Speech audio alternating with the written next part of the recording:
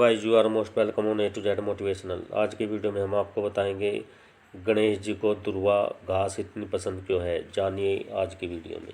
सभी देवों में अग्रण्य प्रथम पूजनीत देव भगवान श्री कृष्ण जी की आराधना का त्यौहार गणेश चतुर्थी अभी जारी है। इस बार 7 सितंबर से शुरू हुए इस उत्सव का समापन 17 सितंबर को होगा। भगवान गणेश की पूजा के दौरान आपने नोटिस किया होगा कि उनकी पूजा में दुर्वा घास का विशेष महत्व है। उन्हें दुर्वा घास की माला बनाकर पहनाई जाती है और कलावे में बांधकर उनके चरणों में अर्पित की जाती है।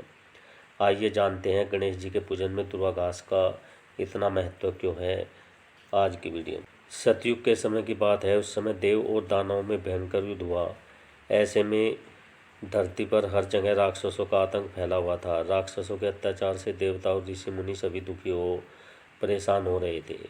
राक्षसों में भी एक राक्षस अनलासुर ने हाहाकार मचा रखा था। वह ऋषियों मुनियों और मनुष्य को जिंदा निगल जाता था और मुंह से अनल यानी आग की लपटें फेंकता था, इसलिए उसे अनलासुर कहते थे। भगवान शिव ने कही उसके बारे में बातें। अनलासुर राक्षस के आतंक से धरती ही नहीं स्वर्ग लोक में भी हाहाकार मचा था। सभी देवता गण उससे बहुत ज़्यादा डरते थे। जब अनलासुर के दुष्ट काम और अत्याचार से मनुष्य देवगण और ऋषि मुनि सभी परेशान हो गए, तब वे अनलासुर से मुक्ति पाने के लिए भगवान शिव के पास पहुँचे। देवताओं और ऋषि मुनियों ने उनसे गुहार लगाई, हे त्रिकालदर्शी महादेव, अनलासुर के आतंक से हमारी पूरी सृष्टि त्राहिमाम कर रही है, हमें उससे निजात दिलाइए। हे प्रभु। इस पर महादेव शिव ने कहा, हे देवगण और ऋषि मुनि, अनलासुर का विनाश केवल गणेश ही कर सकते हैं, इसलिए आप लोग गणेश जी के पास जाइए। देवगण और ऋषि मुनि महादेव शिव की बात सुनकर श्री गणेश जी के पास पहुँचे।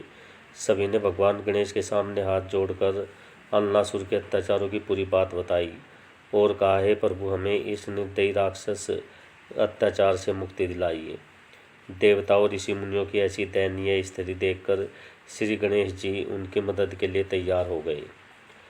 कहते हैं कि भगवान श्री गणेश ने जब अनलासुर को ललकारा तो उसने भगवान गणपति को निगलना चाहा, लेकिन सफल नहीं हो सका। फिर उन दोनों के बीच बहुत भयंकर युद्ध हुआ। अनलासुर बार बार अपने मुंह से आग की लपटें फेंकता था गणेश जी पर, और इस प्रकार भगवान गणेश को क्रोध आ गया और उन्होंने अनलासुर को पकड़कर जिंदा निगल लिया। भगवान गणेश के पेट में जाने के बाद भी अनलासुर ने आग उगलना बंद नहीं किया। हालांकि कुछ समय बाद अनलासुर का अंत हो गया, लेकिन इसके बाद भी श्री गणेश जी के पेट में जलन और पीड़ा होने लगी। इस जलन को ठीक करने के लिए देवताओं और ऋषि मुनियों ने कई उपचार खोजे, लेकिन किसी उपचार से कोई लाभ नहीं हुआ। भगवान गणेश की पीड़ा को देख सभी दुखी और व्यथित हो गए थे। ऋषि मुनियों ने अनलासुर के अंत और भगवान गणेश की पीड़ा के बारे में कश्यप ऋषि को बताया। कहते हैं कि इसके बाद कश्यप ऋषि ने पेट की जलन से पीड़ित भगवान श्री गणेश जी को दुर्वा यानी दूब घास की 21 गांठें खाने के लिए दी थी। दुर्वा की पत्तियां खाने से श्री गणेश जी के पेट की जलन शांत हो गई और फिर पूरी तरह से ठीक हो गई। मान्यता है कि पेट की जलन शांत होते ही दुर्वा घास गणेश जी की प्रिय घास हो गई। इससे प्रसन्न होकर उन्होंने कहा कि आज के बाद जो भी उन्हें दुर्वा घास चढ़ाएगा वे उसकी सभी मनोकामनाएं पूर्ण करेंगे।